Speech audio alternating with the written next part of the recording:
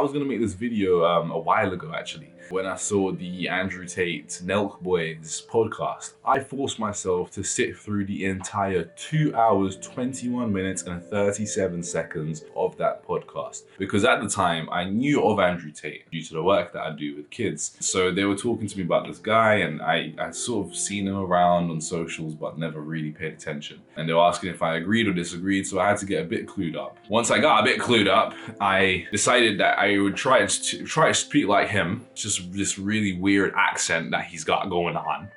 Like, you understand what I'm trying to say, right? And so, yeah, I was doing a bit of research on this guy, seeing who he is, what he's doing, why is he so big, why is he sensationalized all over socials, spouting some misogynistic bullcrap. Anyways, at this moment in time, I didn't fully know who this guy was, so I was just like, yeah, whatever, it's just another internet guy, fuck it, like, it is what it is. Boy, how wrong could I be?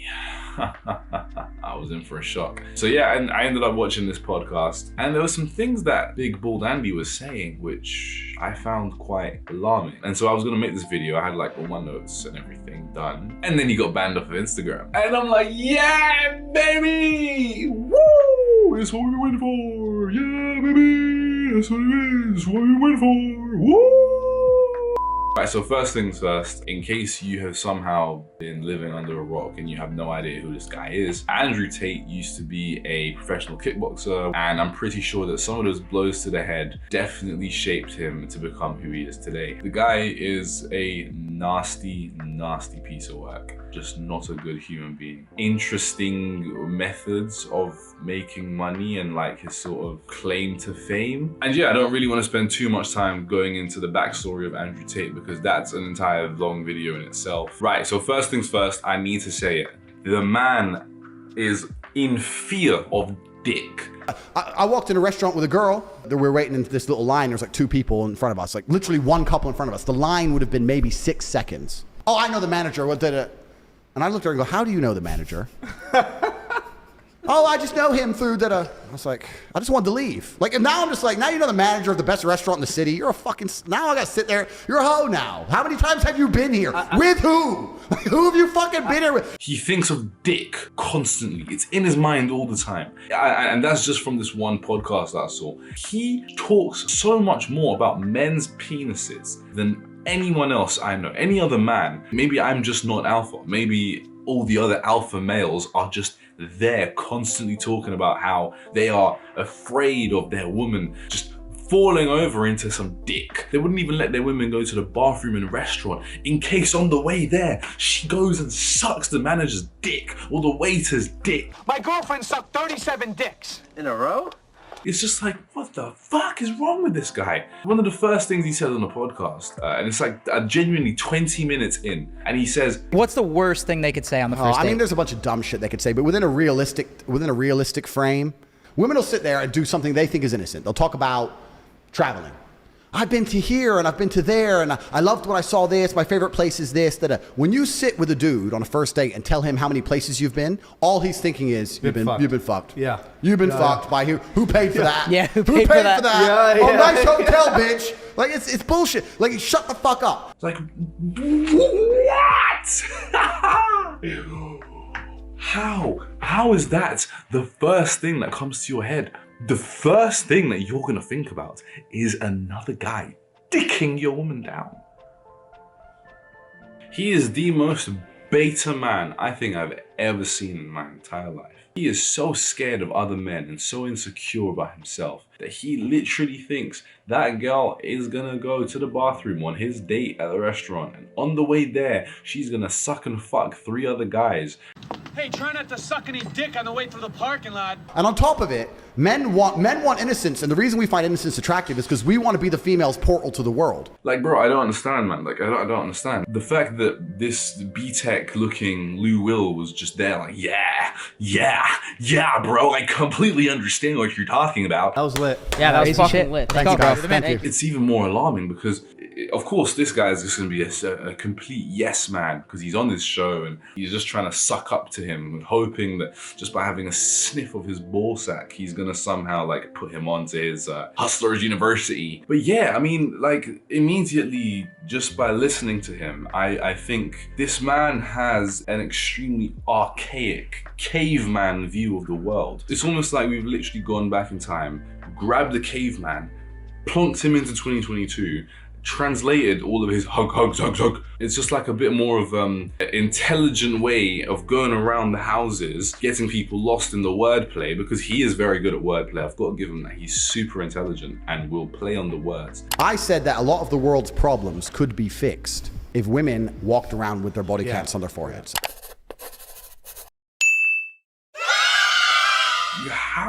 How have you lived 35 years thinking this way? Like, bro, I'm 23 and I can tell you this much. I don't give a fuck about body count. I don't care. It doesn't bother me and it shouldn't bother anyone. This man's brain is so broken. Listen, maybe I'm just not alpha enough. Maybe I'm not an alpha male and I take that. If you're such an alpha, why do you care so much about your partner's past experiences? If you're such a top G, why do you care about what country or car or plane or cinema your partner's been with and who they've been with? If I was such a top G, then I think I would be like, I'm the shit. I believe in my source. I don't care who you've been with, who you slept with, who you dated, whose car and what car it was. You can be on the TFL bus. You're gonna be happy. Why? Because you're with me. Ultimately, I am the source and I believe in myself that much that I don't need a Lamborghini or a Bugatti or a private jet or to be the portal to the world. I honestly struggle to believe that this man gets the amount of women that he claims, because to me it seems like he has nothing, and I mean nothing,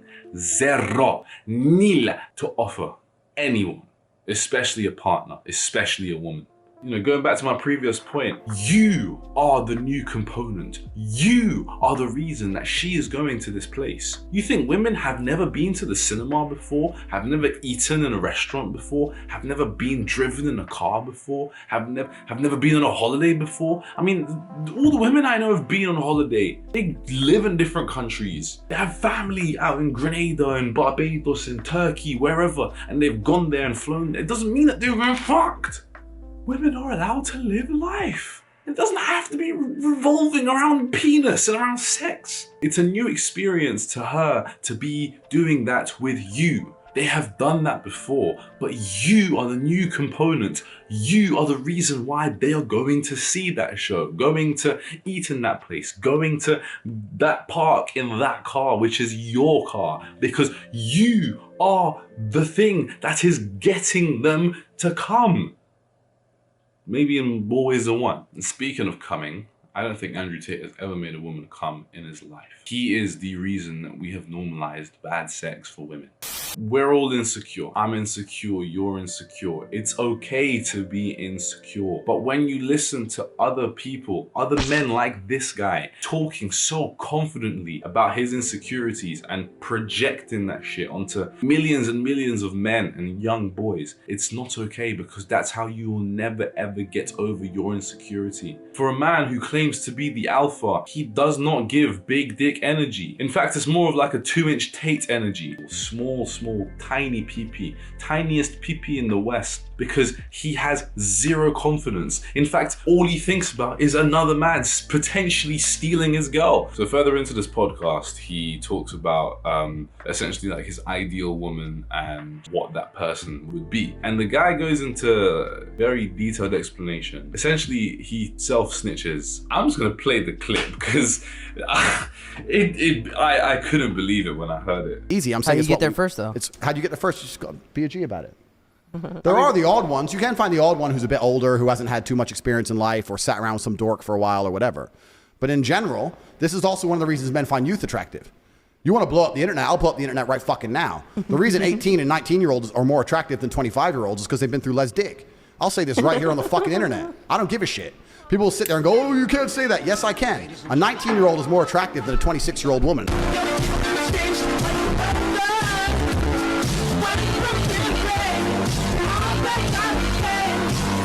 Why stop at 18, 19 when, you know, you could go younger? Why would you want to be the first everything? It blows my mind. He wants innocent women. He wants his partner to be innocent. I can definitely see Mr. Tate as being one of those guys who was sitting on like the day of this 17-year-old's birthday, twiddling his thumbs. Oh, only 4 hours left until your birthday. Okay, so this was like a joke whilst I was filming it. But whilst I was editing, I actually found this clip, which is very concerning. It's fine. You know, like if you ever, once you're 18, if you want to get yourself a real man, I know a guy. You do? I do, yeah. I do know a guy. Who is it? What? It's a long story. I can't tell you exactly who because there's bad things about him. Yo, there's no fucking way you just said that. No. I actually overheard that. The fact that you fucking said that shit is fucking crazy. That's fucked up. You were dead ass being a W fucking wingman, and the fact that you come in and say that shit is actually fucked up. Like, go ahead, bro. If you want to go fucking 18-year-old, that's weird. That is pretty weird. Because I know who you're talking about right now. You said once you turn 18, you would fly out to fucking Romania and fuck it. That is weird. That is fucking weird. Because at least listen. You messed it up. I'll take your bitch on your stream. You messed it up, my G. Yeah, so that was the top G pedophilic behavior. Enjoy the rest of the video. You know what? Another thing men hate. This is for all the chicks watching this. We hate those social bitches. You know what I'm saying? You meet a girl for the first time, right? First time. Go on. Here's a test where you meet a bitch for the first time. Say, what are you doing next week? Correct answer. Oh, nothing. Just home. Attractive. That's what I want to hear. You ain't been nowhere. You don't go nowhere. Just home. What are you doing next week? Oh, well, my friend has an art exhibition, and then my girl knows this guy who's doing this thing, and we're going to this party. This is a launch for this new clothing line, and then on Wednesday, it's my friend's birthday. Her name's Chloe. She's so funny. I'm gonna go here, and then this. That it starts giving you this busy schedule. Hoe. Slut. Shut up. Unattractive. Don't want to hear it. You're a hoe. You've been too many places. You're not home enough. You're not reading the Bible. Uninterested. Busy bitches, social bitches, unattractive. The guy is looking for a slave. He's looking for a woman that has no life, no friends, doesn't go out, doesn't go to travel. And this goes back to the meta point that we want to be their portal to the world. We want innocence. It's what men are biologically attracted to. Let's say you're going on a date with a guy and you really want to get him. You ain't been nowhere. You ain't done shit. You're an undiscovered diamond. I don't know. I've never been to a place like that. Oh, how do I open the car door? I don't know how Lambo car doors work. Oh, I've never done this. I've never been there. I've never been on holiday. That's what a man wants to hear. He does not want to hear the story. Oh, yeah, I went there once and me and my friends, all four of us went there because it was our party and shut the fuck up. It's unattractive. Wait. And then that way he can be her portal to the world and be her first experiences for everything. But the world doesn't work that way, Mr. Tate. I don't know. Like, I'm trying to put myself in his shoes.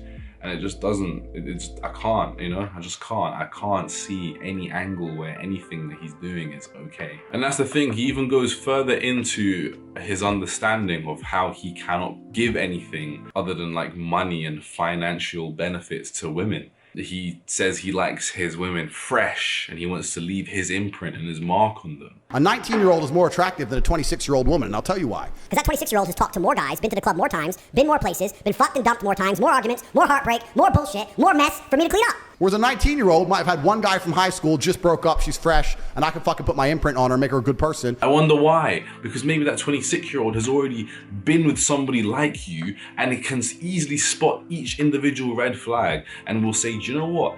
I am not even touching that guy. I'm not going anywhere near that. If you get with a girl who's 26, 27, she's gonna be sitting there going, I know men like you. I've seen what men like you do. You ain't going out today. Yeah, I don't like that. He was talking about his workout and how he doesn't go to the gym. I don't really train the gym too often. I do like 500, 1,000 push-ups a day. Whenever You try to do a 500 to 1,000? 500 to 1,000 a day, yeah. I could do How many can you bang out in one set? Oh, 100, 150. Wow. So what else is your like lifting schedule? That's it, man. I just do a bunch of push-ups. Just push-ups? Bunch of push-ups. You must have watched One Punch Man and just got inspired because he went and did the Saitama workout. And that's probably why he lost all his hair as well. 100 sit-ups, 100 push-ups, then a 10-kilometer run, and 100 squats. Do it every single day! A year and a half later, I started to notice a difference. I was bald. That man said 500 to 1,000 push-ups a day? He doesn't eat breakfast until he's conquered something? And then he eats whatever, drinks a lot, smokes a lot. I eat basically whatever I want, drink a lot, smoke a lot. Damn. Something ain't adding up. The math ain't mathing. One of the reasons my life's so fantastic and I'm such a high-performing human being is because I live with other competitive men. So you have to be competitive. This is another thing that actually ties into things we're talking about, where it's actually detrimental when women and men live together completely and exclusively. So there's another reason my life is so fantastic, is because if I had a woman, no matter how perfect she would be, I'd be like, look, I live with my brother and my cousin and my team. I live with you sometimes. Yeah, I stay with you sometimes, but I'm with them because I must compete against them. Because competing against them means I automatically compete against the world and I automatically win. This man unironically speaks like an 8-year-old boy in like a primary school, you know, and he says, ew, girls, oh my God, I can't, no. I only want to be with the boys.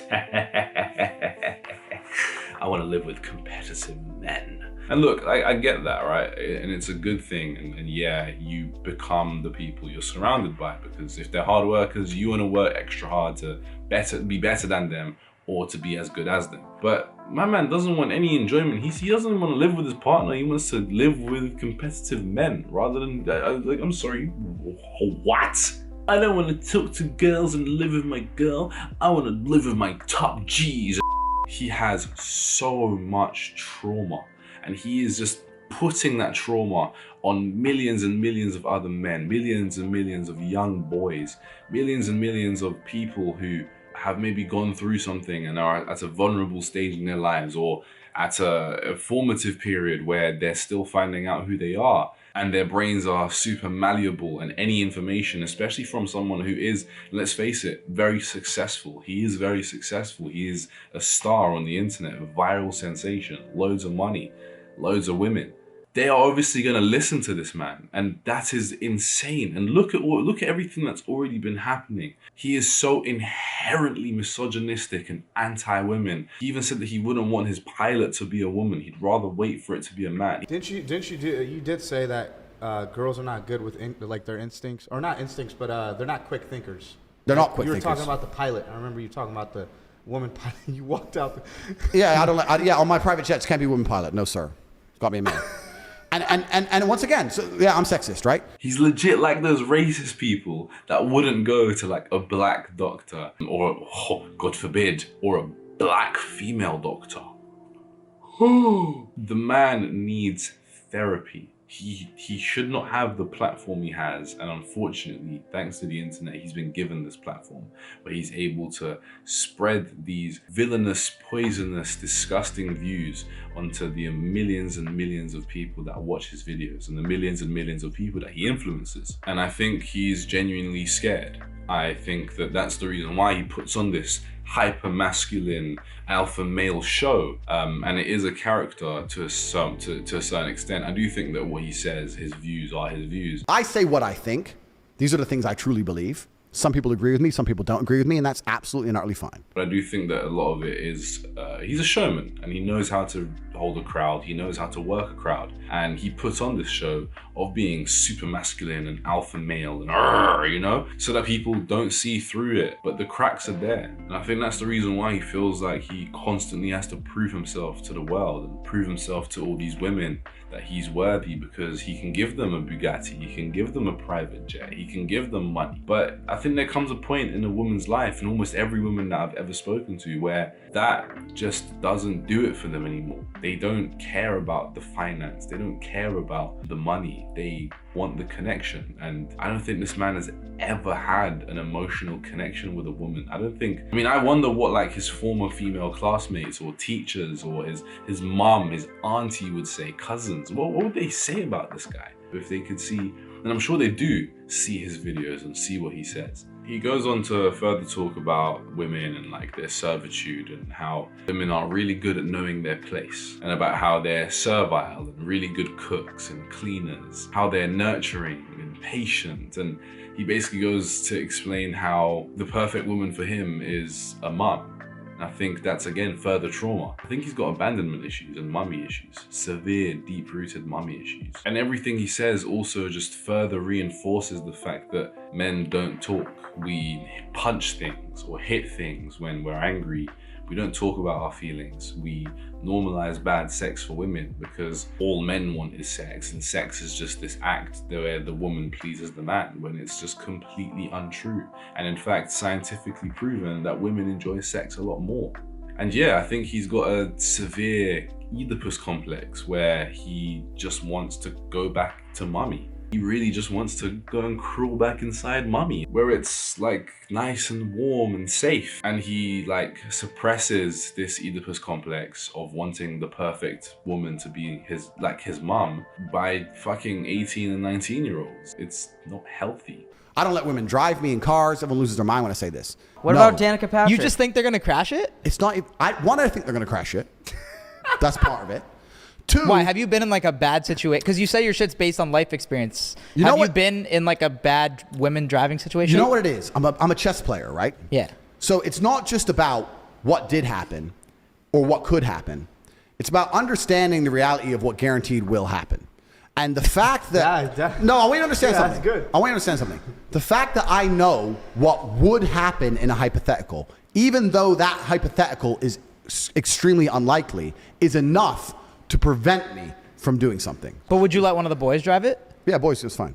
I'll tell you what. He has created a multiverse of women doing him wrong in every single conceivable way. Whether she's sucking someone's dick on the way to the bathroom, being fucked in like Barcelona, or someone's private jet, or crashing the car while he's sitting in the passenger seat, crashing the plane that he's happened to be traveling on. Like, I don't know, he should go and just work for Marvel or work on the Everything Everywhere All at Once sequel starring Andrew Tate, and just about how women just are the worst at every single thing. And I guess just to kind of wrap things up, the saddest part of this whole video is the fact that I've seen 13, 14, 15-year-old boys, and I've already seen how some of them have taken things that he said and they defend him, and they say that, yeah, you know, it's freedom of speech, or the things he's saying, they are correct in some way or shape or form, and how it's fine because, you know, at the end of the day,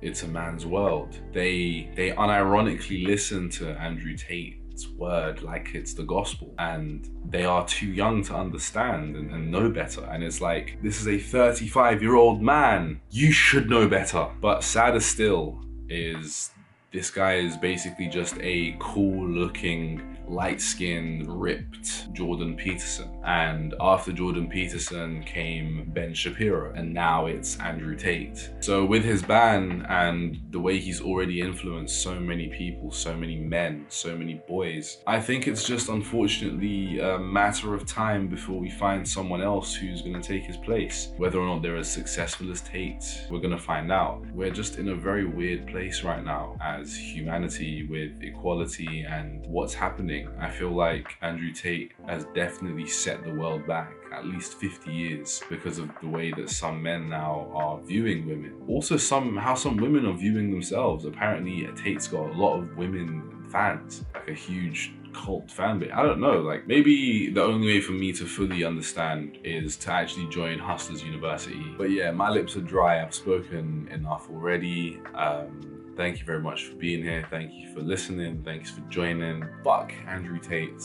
And I will see you whenever I next see you, which I'm sure will be next week.